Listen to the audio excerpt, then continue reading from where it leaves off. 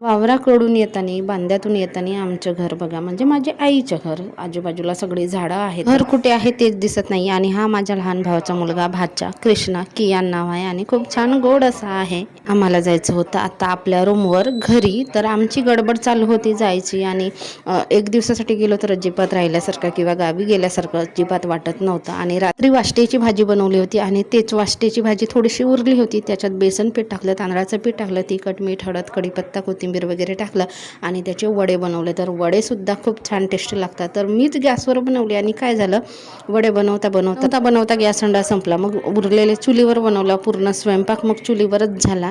आणि आम्हाला यायचं होतं त्याच्यामुळे लवकर जेवलं, थोडा वेळ आराम केला. कारण गावाकडे ना आणि आजूबाजूला सगळी हिरवळ झाडं आहेत, त्याच्यामुळे इतके डास होते तर अजिबात झोप लागली नव्हती रात्री.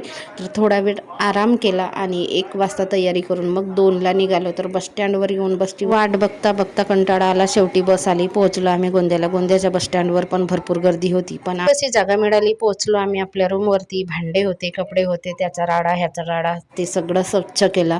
नंतर मी स्वयंपाकाला लागली. तर गावावरून लसूण आणला होता आणि दूध आणला होता. तर आल्या आल्या कॉफी केलं छानपैकी.